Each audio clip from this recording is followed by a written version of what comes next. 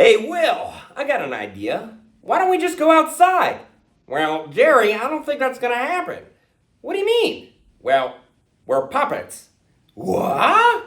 If you wanted to bring puppets into the real world, how would you do it?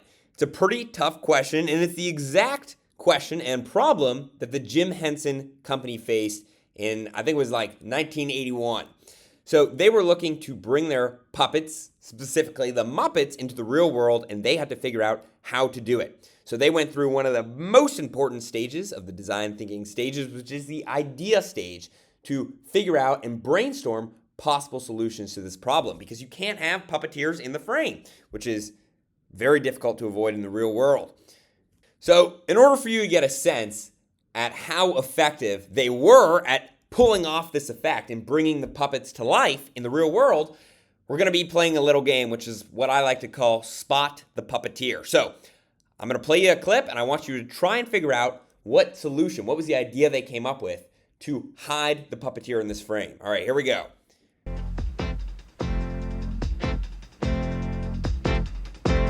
It starts when we're kids.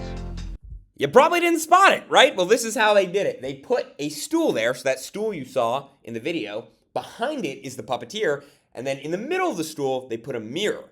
And because the stool has 4 legs, the legs are reflected backwards, and it looks like a full stool, and you never know. Pretty ingenious. And by the way, we're going to keep playing this game, and it only gets harder. Watch the next video.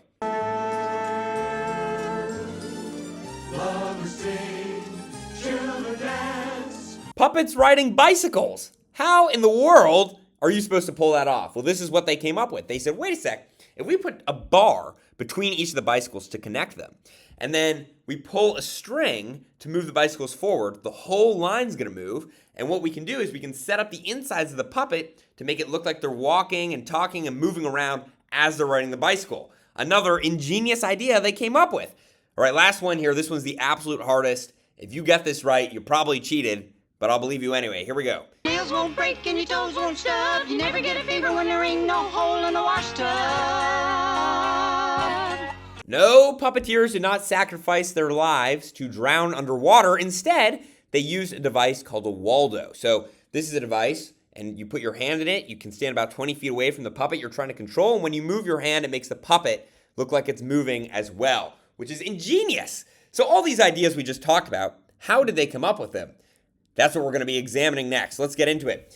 Jim Henson had this thing he called the Red Book. So in this book, he'd keep it on him at all times. And whenever he had any kind of idea, he'd just write it down. He'd sketch it out. So here you see him sketching out the bicycles. And you see Kermit and Miss Piggy riding together. He was sketching out, and he was figuring out how to do it in real time. And so he'd write down all the ideas he had, and then he'd go to people on his team and go over those ideas with them. So it was kind of like a mass brainstorming session over a long period of time, and then checking with other people to see if it's really possible and if it's really going to work.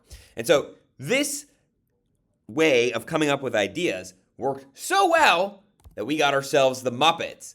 And this company knocked it out of the park when it came to coming up with ideas.